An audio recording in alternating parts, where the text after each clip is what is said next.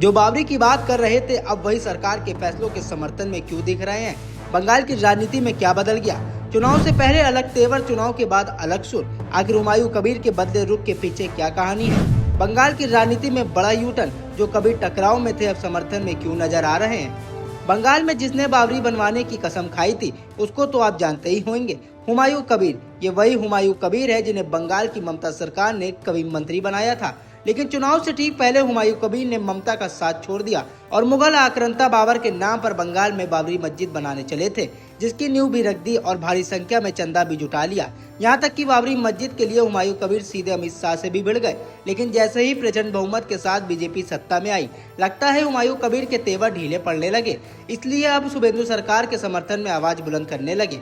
दरअसल बंगाल में जब विधानसभा चुनाव हो रहा था, उस वक्त हुमायूं कबीर ने बाबरी मस्जिद बनवाने के नाम पर गदर काट दिया था। एक तरफ जहां वो मुस्लिम वोट बटोरने के लिए लगातार बाबरी मस्जिद का मुद्दा उठाते रहे, तो वहीं दूसरी तरफ गृह मंत्री अमित शाह ने भी ललकारते हुए कह दिया था, ममता दीदी अपने चट्टे पट्टे एमएलए हुमायूं कबीर से बाबरी मस्जिद बनाना चाहती हैं।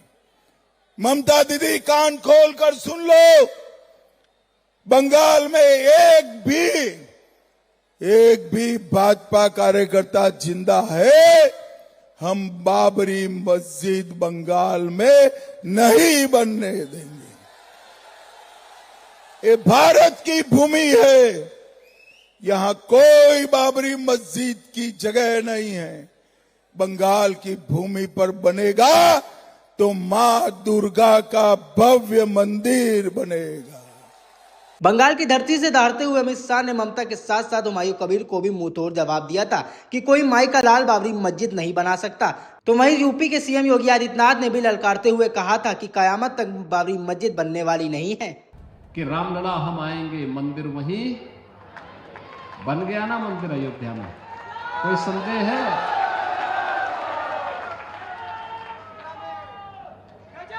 कोई संदेह है?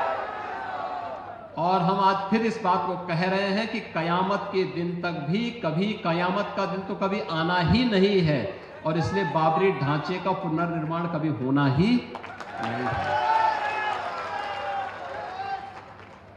जो कयामत के दिन आने का सपना देख रहे हैं, ऐसे ही सड़गल जाएंगे, कभी वो दिन आने वाला नहीं। जब अमित शाह, योगी आदित्यनाथ जैसे धाकड़ नेता बाबरी मस्जिद पर बयान देने लगे, तो समझ लीजिए हुमायूं कबीर ने बंगाल चुनाव में बाबरी मस्जिद के नाम पर कैसे माहौल बनाया था। लेकिन अब बंगाल में बीजेपी आ गई और हुमायूं कबीर का बाबरी मस्जिद बनाने का सपना पता नहीं पूरा हो पाएगा या फिर नहीं। लेकिन हाँ, इतना जरूर है कि हुमायूं कबीर के तेवर लगता है ढीले पड़ गए। इसलिए सीएम शुभेंदु अधिकारी के सत्ता संभालते ही उनके फैसलों का समर्थन करने लगे। वंदे मातरम पर हुमायूं सरकार के साथ बंगाल की सत्ता संभालते ही शुभेंदु सरकार ने वंदे मातरम गाना अनिवार्य कर दिया। यानी अब बंगाल के सभी सरकारी और सहायता प्राप्त स्कूलों में सुबह की असेंबली में वंदे मातरम गाया जाएगा और सभी छात्रों को इसमें शामिल होना होगा। शुभेंदु सरकार ने जैसे ही आदेश जारी किया, हुमायूं कबीर सरकार के फैसले के समर्थन में उतर आए और एक बयान में कहा, कोई वायलेंस नहीं हुआ। 2021 में उनको थर्ड टाइम जो चीफ मिनिस्टर बना, उस पर वायलेंस इतना किया, वो सब भूल गया। आज का दिन में शुभेंदु अधिकारी मुख्यमंत्री होने के बाद, बीजेपी यहाँ सत्ता में आने के बाद कहाँ पर्सनल वायलेंस हुआ? जहाँ जितना उनका चीफ मिनिस्टर, होम मिनिस्टर के बाद इतना सारा पर्सनल वायलेंस हुआ, आज वो नाटक कर रहा है। नाटक करने के लिए वहाँ जा रहा है, कोर्ट जा रहा है। कोई फायदा नहीं मिलेगा उनका, पार्टी का कोई दिक्कत नहीं है, कोई दिक्कत नहीं है। भारत का वंदे मातरम स्लोगन तो पहले से था, अभी भी रहेगा। जितना दिन दुनिया रहेगा उतना दिन रहेगा, क्या दिक्कत है? वंदे मातरम के लिए किसी को कोई प्रॉब्लम नहीं होना चाहिए। कोलकाता में बुलडोजर चला है, इलीगल कंस्ट्रक्शन जहाँ होगी वो बुलडोजर चले, कोई जाके तोड़े, कोई दिक्कत नहीं है। वंदे मातरम के मुद्दे पर शुभेंदु सरकार के समर्थन में उतरे हुमायूं कबीर यही नहीं रुके। टीएमसी नेता और ममता बनर्जी के भतीजे अभिषेक बनर्जी के खिलाफ जब एफआईआर दर्ज की गई, तो इस मामले में भी हुमायूं कबीर सरकार के साथ खड़े नजर आए और अभिषेक बनर्जी के खिलाफ दर्ज एफआईआर को सही ठहराते हुए कहा कि कानून के खिलाफ कोई बयान देगा तो कार्रवाई होनी ही चाहिए। वो जो बयान दिया इलेक्शन के पहले, जो रैली किया, वो एक दिन मैं खुद सुना। वो बोला 4 तारीख 12 बजने दीजिए, तुम्हारा कौन दिल्ली का बाप है, मैं देख लूंगी, मैं ये करूंगी वो करूंगी, ये तो ठेठ है।